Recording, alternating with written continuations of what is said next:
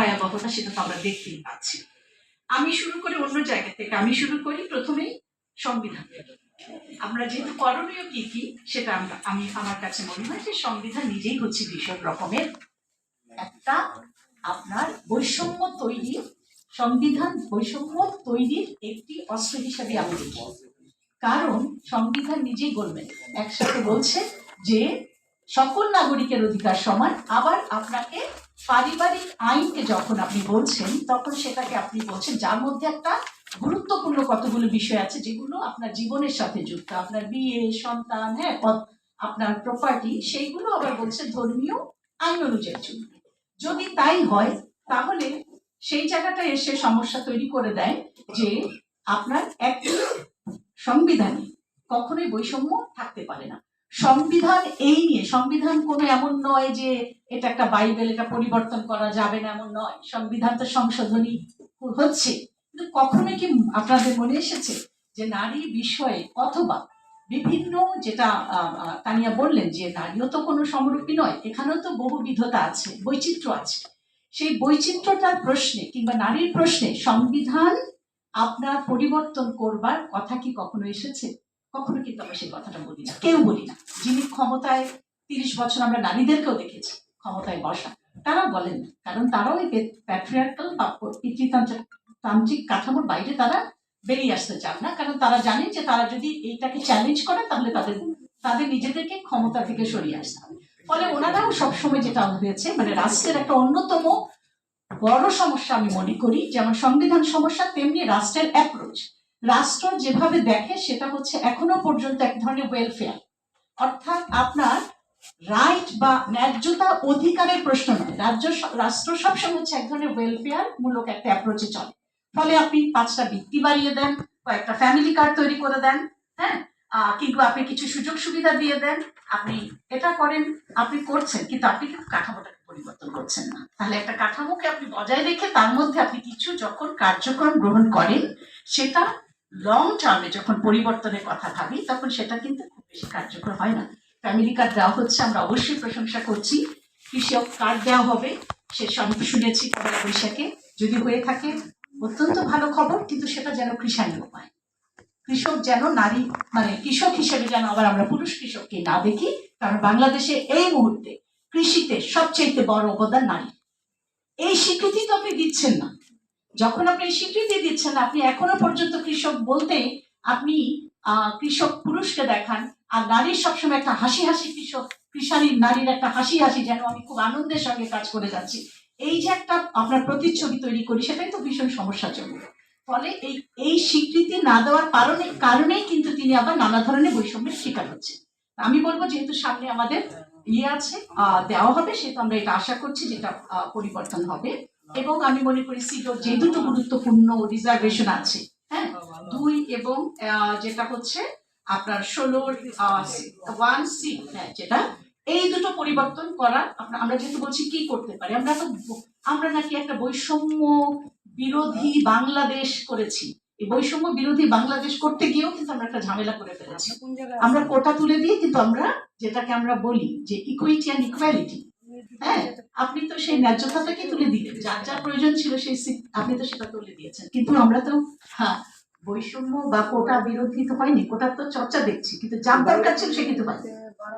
আপনি তাকে কিন্তু খুব কৌশলে, এই কথাটা কেন বলেন আমি, মানে আমার কাছে খুব প্রশ্ন, যে একটা জটিল বিষয় কিন্তু খুব কৌশলে কিন্তু আসলে ইকুইটির বিষয়টাকে সরিয়ে ফেলা হয়েছে, হ্যাঁ, আপনার এটা। সুতরাং এটা একটা বিষয় আমি এখনো মনে করি যার যার ন্যায্যতা অনুযায়ী তাকে সেই সুযোগটা দিতে হবে।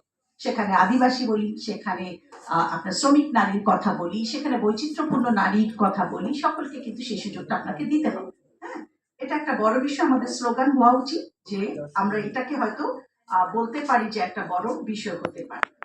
তৃতীয় যে বিষয়টা আমি বলবো সেটা হচ্ছে পলিটিক্যাল, যে রাজনৈতিক যে অবস্থানটুকু, এই জায়গাটায় আমরা হয়তো গত অনেক বছর, অনেক দশক ধরে ব্যাপকভাবে নারীদেরকে, অন্তত আমি বলছি না গুণগতভাবে পরিবর্তন হয়েছে, কিন্তু সংখ্যার দিক থেকে পরিবর্তন হয়েছে, এ তো সত্যি। বিভিন্ন জায়গায় একদম সংসদ থেকে শুরু করে আপনার স্থানীয় সরকারে নারীর অংশগ্রহণ শুরু হয়েছিল, লড়াই শুরু হয়েছিল, কিন্তু এবার আপনি কি করলেন, আপনি শুরুতেই ডানাটা ছেটে দিলেন। আপনি ডানা ছেটে দিলেন কোথায়? আপনি তো 7 জন নারীর বেশি আনতেই দিলেন না সংসদে। আবার দেখেন এই সংসদে মানে এবার সবচেয়ে কম যেটা হয়েছে যে অংশগ্রহণ, যেটা সুমিপা বলেছেন কথাটা সত্যি, আপনি নারীদেরকে ব্যবহার করেছেন, ঘরে ঘরে নারীরা গেছে আপনার ভোট চাইতে, কিন্তু আপনি তাকে মনে করেন না যে তিনি একজন যোগ্য নেতৃত্ব। এখন এই 7 জনের মধ্যে যখন 7 জন হয়েছে, আপনারা খেয়াল করেছেন কি তাদের 2 ধরনের পুঁজি আছে। অবশ্যই তাদের যোগ্যতা আছে, তারা এসেছেন, কিন্তু তারা যোগ্যতার জন্য আমাদের রাজনৈতিক সংস্কৃতিতে যে দুটো বিষয় খুব ইম্পর্টেন্ট, একটা হচ্ছে আপনার অর্থনৈতিক পুঁজি, আরেকটা হচ্ছে আপনার রাজনৈতিক পুঁজি। রাজনৈতিক পুঁজিটা কি? রাজনৈতিক পুঁজিটা হচ্ছে আপনার যোগ সূত্রটা, পারিবারিক যোগসূত্রতা কিংবা নানা রকমের যোগসূত্রতা একটা খুব ইম্পর্টেন্ট। সেটা নারী পুরুষ নির্বিশেষে, কার ছেলে কে, কার মেয়ে কি, এগুলো তো আমাদের দেশে খুব ইম্পর্টেন্ট।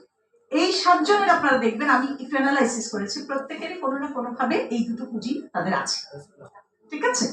এবং দেখেন এবং যাদের হয়তো যোগ্যতা ছিল কিন্তু এই দুটো পুঁজির অভাবে তারা পারেনি। আচ্ছা, আবার এই 7 জনের মধ্যে আমি থাকছি, 7 জনের মধ্যে হচ্ছে 7 জনই হচ্ছে বাংলাদেশের বাঙালি মুসলিম নারী। তাহলে দেখেন এই যে বৈচিত্র্যতার কথা তানিয়া যে বললো, এই 7 জনেও কিন্তু আমরা সেই বৈচিত্র্যতাকে দেখতে পারিনি, আমরা সেই প্রসঙ্গটা অত দিইনি। হ্যাঁ, তাহলে সেটা কোথায়? এখন প্রশ্ন হচ্ছে, আমি ধরেই নিচ্ছি যে আমার কথা আমাকে সংসদে গিয়ে বলতে হবে না, ঠিক আছে, 50টা রিজার্ভ সিট আছে, আমাদের এখনই সময় হয়েছে বলা যে আপনারা তো পরিবর্তনশীল একটা বাংলাদেশ চান। বহু বছর আমরা দেখেছি আপনারা আপনাদের পছন্দ মতো লোকজনদেরকে নির্বাচন করেছেন, আপনারা যোগ্য কাউকে নির্বাচন করেননি। কেন আমরা আজকে থেকে বলতে পারছি না এই 50টা সিট হবে বৈচিত্র্যপূর্ণ নারীদের?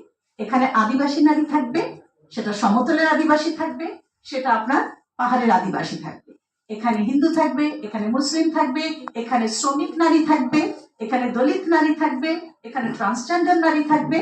আমরা এখনই বলি, কারণ তারা তো খুব দ্রুতই আমরা দেখতে পাবো হয়তো ঈদের পরে 50 জনকে তারা নির্বাচন করেছে। তো যাদের নামগুলো শোনা যাচ্ছে তারা কারো না কারো কন্যা স্ত্রী, এই পরিচয় বাইরে বেরিয়ে এসে আমরা যদি বলি নারীদের ভয়েস, যেমন অনেকে বলছেন যে তারেক জিয়া আমাদের যে বর্তমান প্রাইম মিনিস্টার, তার একটি কন্যা সন্তান আছে এবং তিনি নিশ্চয়ই এগুলো বুঝবেন। আমি সেটাতেও আমার একটু ক্রিটিক্যালি আমি আছি যে তিনিও আসলে কিন্তু আমাদের সকল নারীকে রিপ্রেজেন্ট করেন না। হ্যাঁ, তাহলে এই জায়গাটা আমাদের খুব ভালো জায়গায় একটা বলার। আমি ওই স্লোগানের মধ্যে বা ওইটুক আশা ওইটুক আকাঙ্ক্ষা নিয়ে থাকতে চাই না, তার একটি কন্যা সন্তান আছে তিনি বিবেচনা করবেন, সেটি নয়, এটা আমার অধিকারের প্রশ্ন। তাহলে এটা আমি কেন বলতে পারছি না? তাহলে সেই জায়গাটা একটা বড় বিষয় আমার কাছে মনে হয় করা যেতে পারে। অন্যতম একটা বড় বিষয়, বাংলাদেশে আইনের কোনো অভাব নেই, কিন্তু কাগজের আইন খুব সুন্দর লাগে পড়তে, বাস্তবতা কি ভয়ঙ্কর কঠিন।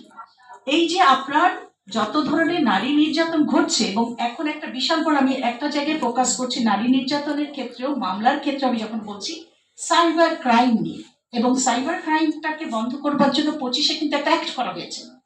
তাহলে একটা আছে কিন্তু তার কোনো নেই। আপনারা কি জানেন যে এই সাইবার ক্রাইমে আমার এক ছাত্রী, মানে আমার বিশ্ববিদ্যালয়ের এক ছাত্রী এক থানা থেকে আরেক থানা দৌড়াচ্ছে, তারা তার কেস নিচ্ছে না। এখানে গেলে বলে আমাদের এখানে কেস নেওয়া যায় না। গত পরশুদিন আমি শুনেছি সে আশুলিয়াতে গেছে, শেষ পর্যন্ত তাকে ওখানে নিল না, সন্ধ্যা পর্যন্ত বসে সাইবার ক্রাইমের আইন নিল না। কেন সাইবার ক্রাইমের আইন নিল না? তাকে বোঝানো হলো যতক্ষণ পর্যন্ত তার ছবিগুলো না পোস্ট করা হবে ততক্ষণ নাকি নেওয়া যায় না। কি অদ্ভুত বিষয়! তাহলে আমার একটা নগ্ন ছবি পোস্ট করে দিবেন, তারপরে আমার বিচার, তারপরে বিচার আপনি খুঁজে বের করবেন? তাহলে কোথায় আপনি যাবেন? হ্যাঁ, কোথায় আছে যে এই এটা? যেমন পার্বত্য চট্টগ্রামে আমি জানি যারা এই সাইবার ক্রাইমের 2-4 জন আমার সাথে যোগাযোগ করেছিলাম, তখন জানতে পেরেছি, খাগড়াছড়ি থেকে যোগাযোগ করেছে, আমি শুনতে পেরেছি যে তাকে সশরীরে চট্টগ্রামে গিয়ে পড়তে বলতে হবে। তাহলে আপনি আইন তৈরি করেছেন, কিন্তু আইন তৈরি করার আগে আপনি মানুষজনের কথা ভাবেন। আইন তো মানুষের জন্য, কিন্তু আপনি ভাবেননি যে এই মেয়েগুলো যে কিনা সাইবার ক্রাইমে, মানে সাইবার ক্রাইম এবং যে মবের মধ্যে আক্রান্ত হচ্ছে, সে আক্রান্ত নারীর কোন রকমের নিরাপত্তা আপনি তো দিচ্ছেনই না, বরং আপনি বলছেন তোমার দায়িত্ব তুমি যাও। তাহলে আমি কেন যাবো?